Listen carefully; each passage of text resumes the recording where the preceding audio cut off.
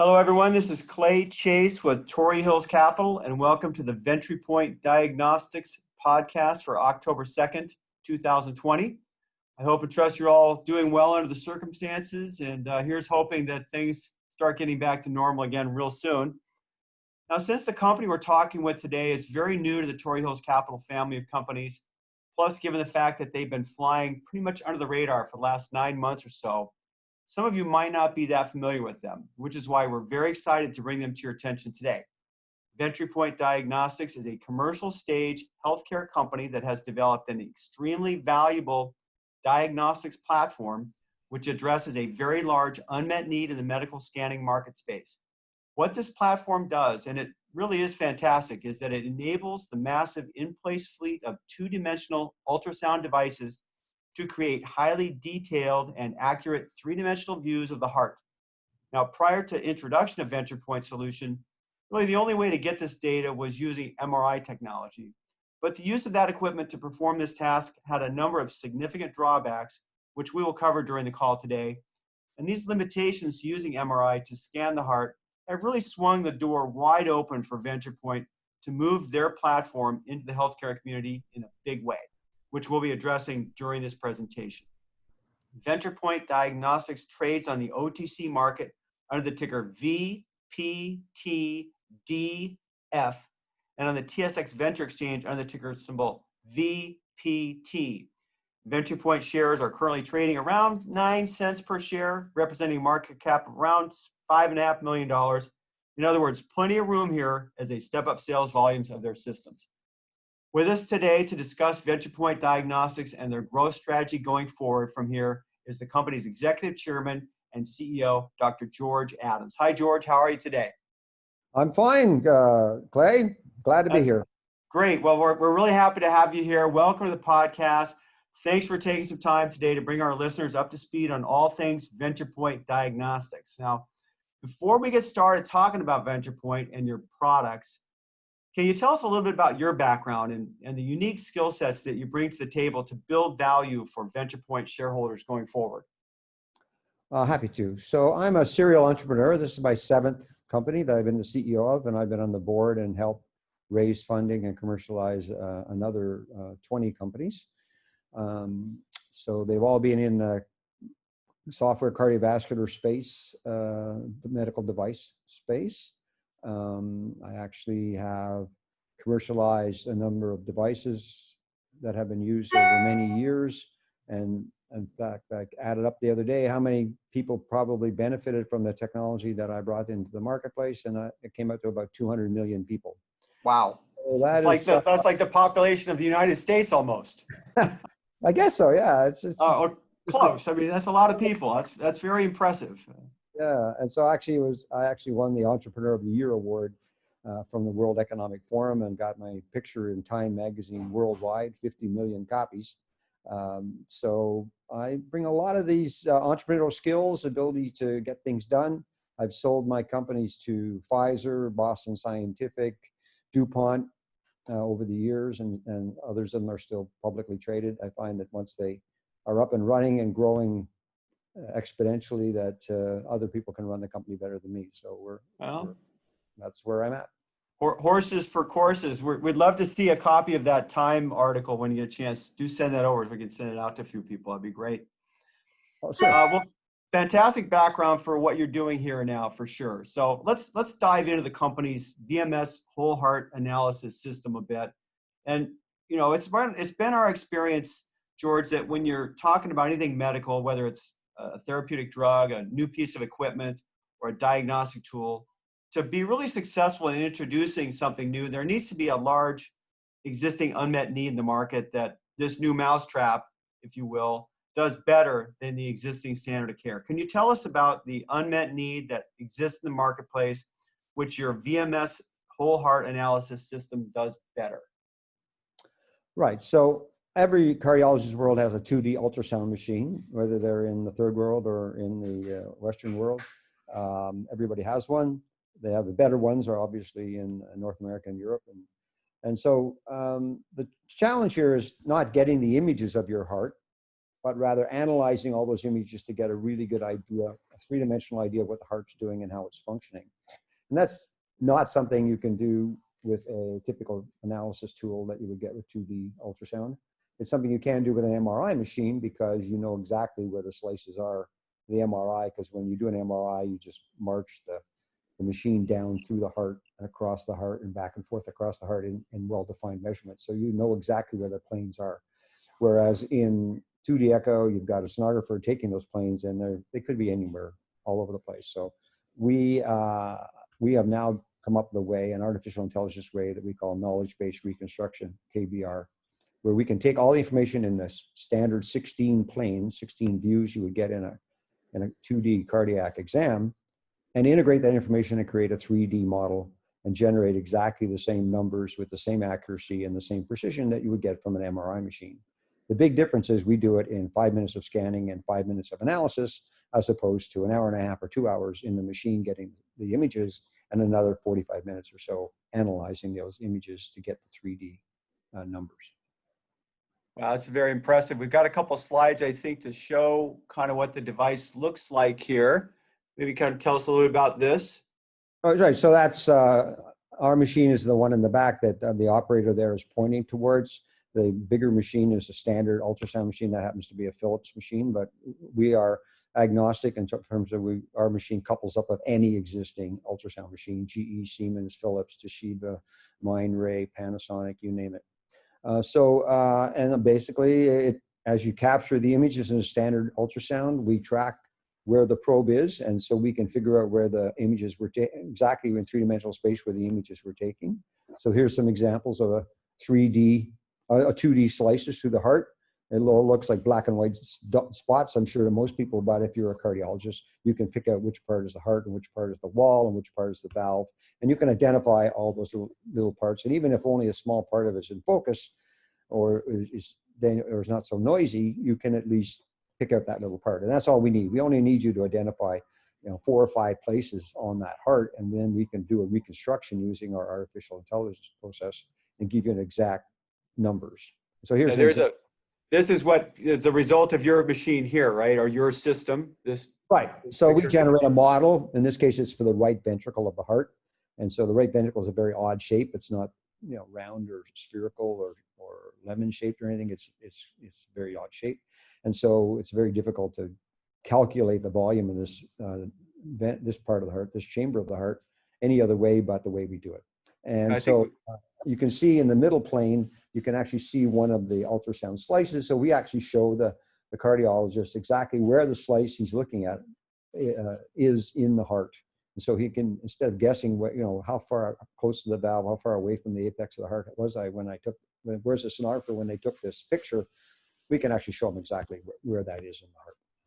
Right, so your system really kind of calibrates these pictures to know that where they are oriented in three-dimensional space, and then reconstruct these volumetric views of the heart.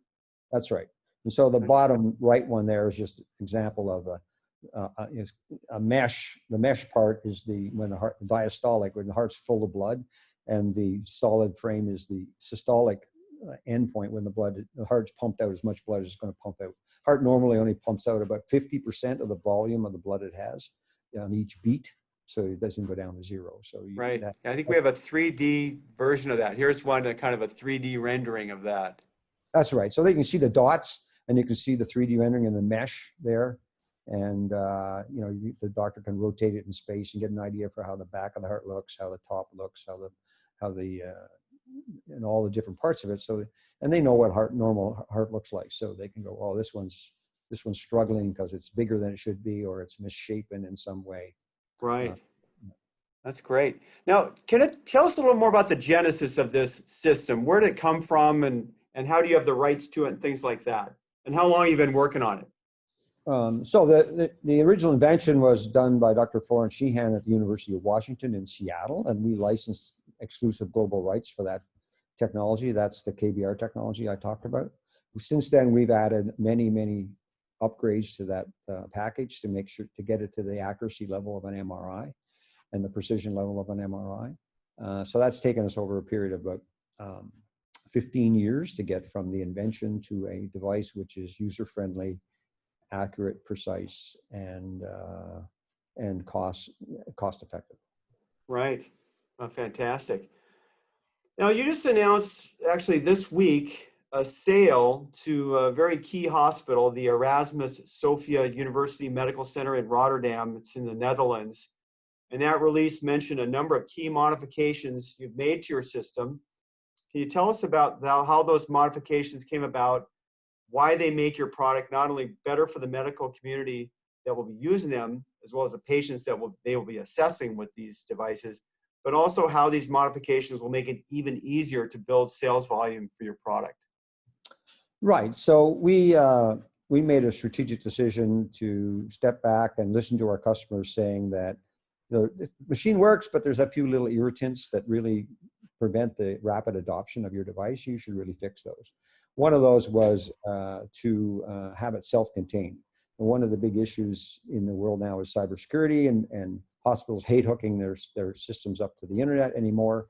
The model we had was to send the information out to our central server and send back the answer. That's becoming more and more, concerning, I guess, to various hospitals, especially in Europe. So we fixed that. So it's all self-sustained now. It runs all the databases and the algorithm and everything are on the equipment, and it runs autonomously. So you hook it up to the internal server of the hospital and away it goes. That was a big thing. Next thing was that we went complete, because of COVID, we went completely to remote installation, remote calibration, and remote training. So we do all of that on the internet. So we don't ever have to go to the hospital anymore. We used to have to send a team to install it into the internet, hook it up to the internet, hook it up to the internal system, and another team to go and train the people who use it. We do all that remotely now. And you did this installation like that to Rotterdam, to the Erasmus Hospital, correct? That's the very first installation we've ever done worldwide, first one in Europe that we did totally remotely. Yes, and it worked perfectly. It took a couple of hours and very minimal help from the hospital IT department. Well, just in time for COVID, not having to send people around the country and into hospitals and things, right? Yes, our salespeople are very thankful to the technology group. Oh, fantastic. Now, yeah, we've also read in some of your materials that there's an opportunity for an installed base of roughly 41,000 of the VMS units to support heart scans in North America and European markets alone. Can you talk a bit about the addressable market for the VMS, as well as the different revenue models that you're employing, both a sale and a lease model, which I think both components have a recurring revenue stream as well, I believe, right? That's correct. So we sell it in two different ways. Sell it for $50,000 up front and an annual maintenance and access fee. So that's a recurring revenue component. Or we can lease it to them, people, for $10,000 to $15,000 a year and charge them every time they use it. The interesting thing about this model is that in the United States, there's a reimbursement code. So every time you do a patient and do this procedure, our procedure, you get reimbursed somewhere between $100 and $200. So for an extra 5 to 10 minutes work, you can make an extra $100 to $200. So it's a profit center right out of the gate for a U.S. hospital. And we validated that billing code is valid for what we do. American Society of Echocardiography, reimbursement expert validated. Yes, this is exactly what that code calls for. So so in both cases and then even if you lease it and pay us on a per use basis, we also have a disposable crystal that we need to put on the patient. So we've changed one of the other modifications we made to the system is we created a brand new tracking system which allowed the patient to move. So in version 1 and 2 of our device, the patient had to remain dead still while we were taking the images. We fixed that. So now you have to buy a crystal every time you use it because those crystals are disposable.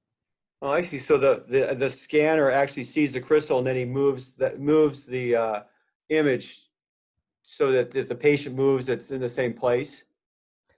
Yeah, it monitors how the patient moves and adjusts the origin of the tracking system so that we always know exactly where the probe is and where the patient is. That's great. That's a great feature. Now, you just talked about a sale to this Erasmus Hospital. I know you have a number of other sales ongoing right now. Can you talk a bit about your go-to-market strategy? How are you getting in front of new hospitals and medical centers that would like to have this unit placed? Right. So we have 8 units out in hospitals right now, and actually 9 in County Erasmus, and we have another 11 hospitals, top hospitals. So the strategy is to put this device in the hands of the leading cardiologists, and Erasmus is the #1 cardiovascular hospital in Europe. The cardiology team there are people travel from all over the world to go there to have their cardiology workups done. And so we'll be doing that for the top hospitals in the United States. We've already done quite a few of the top hospitals in Canada. And those people will use the device on all sorts of different kinds of patients and begin talking to their colleagues about it and it'll become a viral kind of spread. One of the things that we're seeing now is COVID is that we are the world's only way to get accurate volumetric information using echoes on the right ventricle. And what we've seen now with COVID is that the first symptom you see of a heart, and this is in 40% of patients who get COVID, whether you have symptoms or not, is you have a dilation, an enlargement of the right side of the heart. So we are the way to measure the volume of a heart, of the right side of the heart. And so we're getting we're having a number of studies running right now in leading centers where they're gearing up to look at COVID patients. And we anticipate having some amazing data in the not too distant future. That's very timely as well. I think you've got a revenue forecast slide in your deck. Could you share with us a bit about this? When do you think you'd get to the 80 to 100 units? When do you get to break even? Things like that. Your burn rate, I think, is probably, we could talk about that here briefly. Right. So we would like to get up to 80 to 100 units in the next 12 to 18 months. That's really, even if you have the top cardiologists in the world using it, that's good. But a lot, we really want to work down to the next layer of the people who are seeing patients every day and so we're seeing that's about a 12 to 18 month process. So the revenue here is, we only have a burn rate right now about $75,000 a month. So, some of this is dependent on COVID. I mean, the hospitals shut down for COVID. Now they're opening back up because the echocardiography suites services have to get going. I mean, there are still all sorts of heart problems and COVID people on top of it. So they're starting to back open up. So I think with these revenue, we might have to adjust these a little bit later, depending on what happens with the second wave of COVID. But we should be cash flow positive next year, early next year. That's great. That's very fast. Just coming out of the gate strong here and hitting the ground running. I think that this is where I'd like to maybe talk a little bit about the team. Can you tell us a bit more about your team at Ventripoint, and especially your most recent addition, Mr. Hugh McNaught, and how they'll be integral in helping you bring the company to the next level and producing this sales channel for you? Right. So I told you a bit about myself. Desmond Hirschon's our CTO. He's got over 20 years experience making medical devices. He's an ultrasound expert. We got him from Sonosite, Fujifilm, where he was the vice president of engineering. So he's had, he's one of the top people in the world in developing things, and he's the one who's really helped us bring version 3 along and put in all the features that make it so user-friendly. Elvira is our regulatory expert, as well as she now is head of operations. She's one of the reasons we've made it through the FDA 3 times, through Health Canada 3 times, and through the European CE mark 3 times, and China once. So, a lot of getting through regulatory is a big issue. So we've been through there. And so we are very well supported in those regulatory things. And David is the head of our sales at West, and he's had 30 years of capital equipment sales in 2 hospitals. He comes to us from Siemens, where he was the national sales director for Siemens for Canada. So he's got lots of experience as well. And then Hugh McNaught is a serial entrepreneur like me. He's had 30 years of developing companies, both private and public companies, a biotech specialist like me, more on the software side of things and less on the device side. But it's good to have somebody on my board who understands the day-to-day needs of a small cap company and the limitations of that, and is encouraging us to all keep moving forward because, we're happy with our advancement, and our team is a very great team. So Hugh's a good ad. It looks like a real lean and mean team, which is what we like to see. Everyone has a purpose and they all contribute. So that's great. Well, there's a few more software developers and people on the back here, application specialists, and people who are, some of which are employees, some of which are contractors. Sure. But all work very well together, and they're actually an amazing team. It's the best team I've had. I've been running this company now for 10 years. I've been through 3 different teams of people, software teams and sales teams, and by far this is the best team I've ever had. That's great. Well, we agree. We've met some of them, and we're excited to meet the rest as well. Now, I've got a trading slide up here, or a graph of your shares trading. You just started trading again after a roughly 9-month company elected trading hiatus. And you can see right in here between December 8th and September 28th is a very small window, but it was actually 9 months. Can you tell us a little bit about that and where we're headed now? Right. So we halted the stock to do a financing, and it took us quite a long time to get that financing done. We did it in 2 tranches. So we just finished the second tranche on September the 14th. And then the exchange, we petitioned change to let us get back to trading, and we started trading again on September the 25th. We've gone back to our usual ways of trading, unbelievably for a small cap company. So we've already done 36 million shares of trading in 5 days.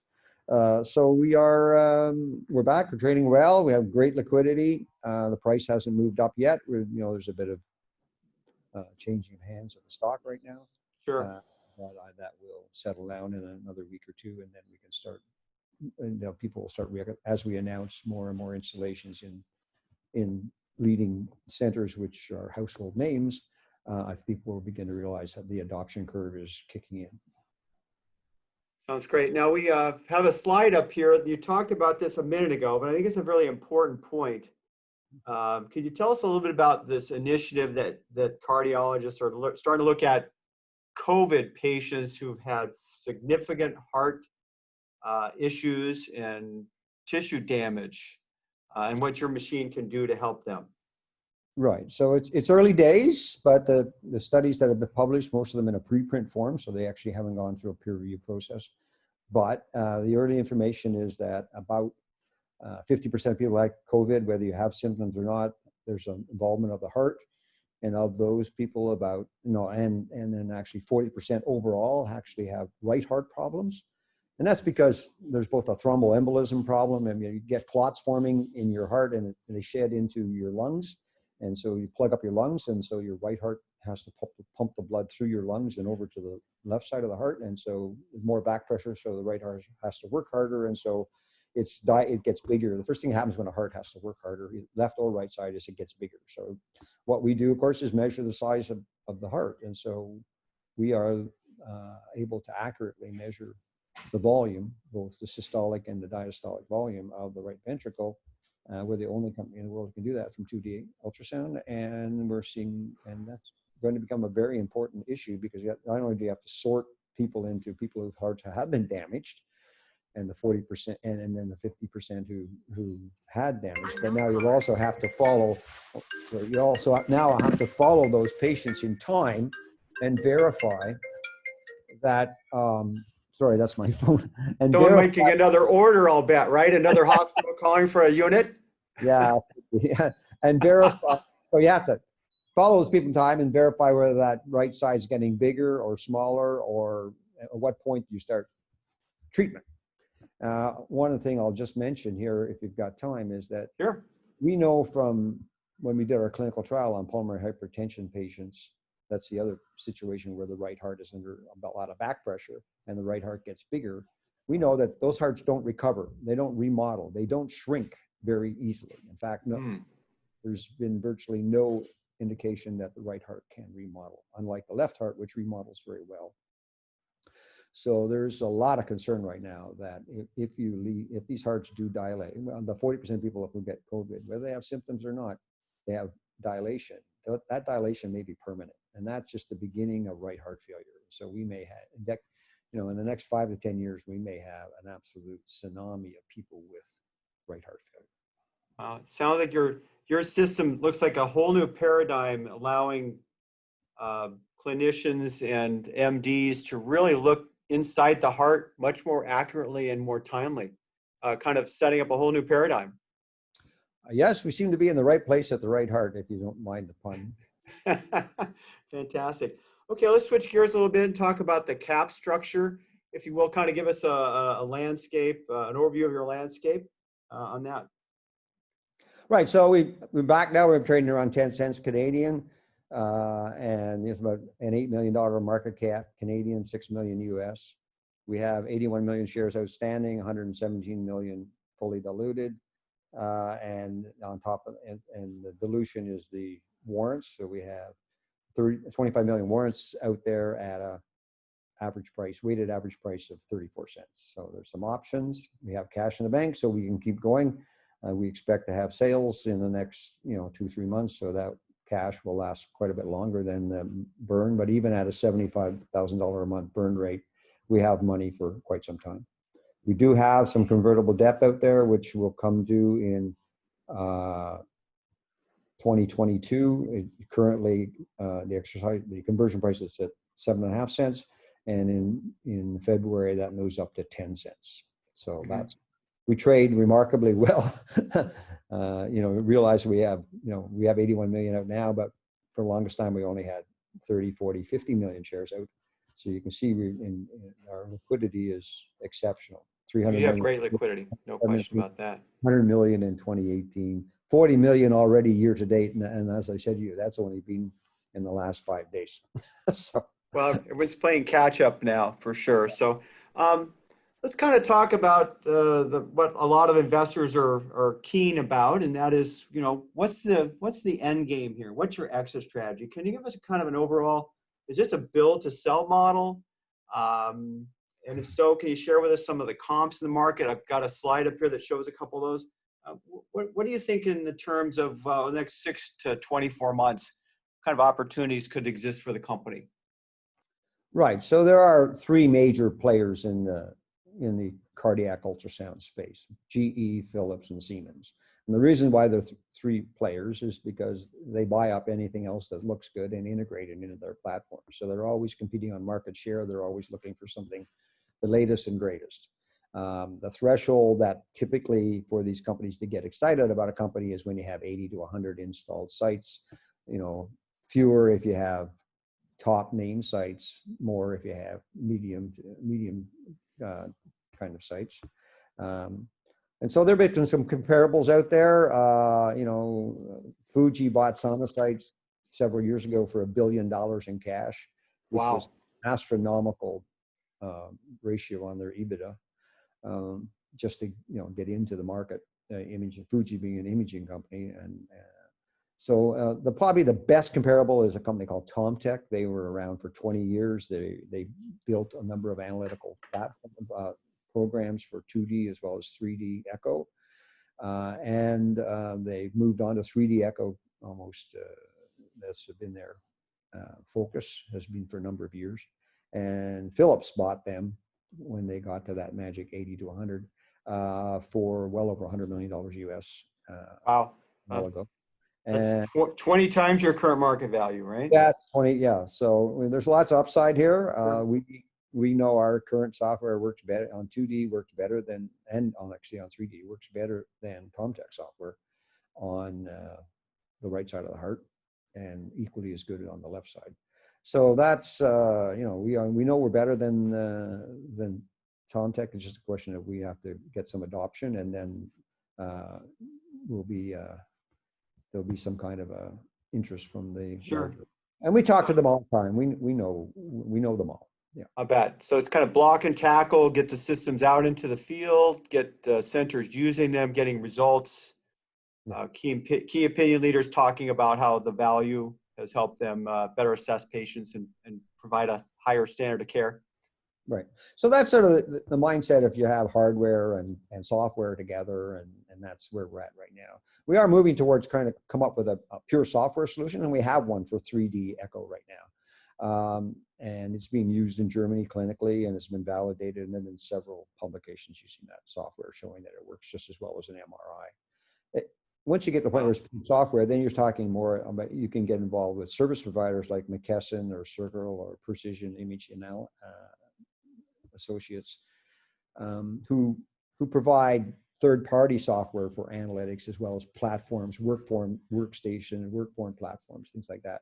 So we can become simply a button, a feature on any of those platforms, where when somebody wanted to analyze a 2D or 3D image, they could just push the button and download the software and use it. So that would be the pure SaaS model of the system. And we believe that's where we'll get to, maybe not in the next year, but we believe ultimately we'll be able to analyze 2D and 3D echoes as good as, if not better than, MRI with pure software, artificial intelligence software. Wow, just build out a whole new platform, a whole new kind of de facto way to analyze these images. That would be, going on, be able to go back in time and analyze 2D images, 2D ultrasound scans of hearts, because they're all archived. There are hospitals that have to keep them around, and they do forever. So, there are hundreds of millions of cardio echograms storing in where you could mine for data on the progression of heart disease, and which they don't do now, because the variability from one echocardiogram to the other is so bad that you can't go back and compare one with the other. You're just looking at the snapshot of what the heart looks like today and making decisions based on what you see. Makes sense. Okay, so what can we look forward to over the next, say, 6 to 12 months? We've covered some of the catalysts, but if you want to recap them here, that would be great. Right. So, I mean, we've substantially de-risked our business. We've been through the FDA 3 times. As I said, we've got regulatory approval all around. If I was a therapeutics company, I'd already have a market cap of $150 million. So, we are, the whole mechanism to prove people is adoption. And so that's sales. So what you're going to hear from us is, as I said, regular announcements of sales to top medical centers in the United States, Canada, and Europe. We do have a Chinese joint venture that we set up, and so we expect to start seeing significant sales in China in next year as well. More about that on another call. Okay. And then I would say, and there are some other, as I mentioned, some developments in progress here, which may allow us to broaden our reach significantly all over the world with our software-only products, and that's in the works, and it may happen by the end of the year, but probably more likely first quarter next year. Well, it's a great presentation. A lot to look forward to here. The company's just kind of coming back out after being kind of in the hunkered down mode, if you will, which is, like you said, you had a lot of benefits because you were able to get in touch with a lot of these cardiologists. They had some lay time during COVID, which is kind of a very good benefit from that, unforeseen benefit. Where else can people get information about Ventripoint? Can you give us your website and information about that? Sure. I mean, it's all on the website. It's a beautiful website. We just refurbished it, so it's very easy. And I have a blog on there, so if you want some really interesting thoughts about hearts, I change that weekly. So it's Ventripoint, Ventripoint.com. So Ventripoint.com. And Great. you can, there's lots of pretty pictures and videos and things there that'll show you exactly how unique and wonderful our capabilities are.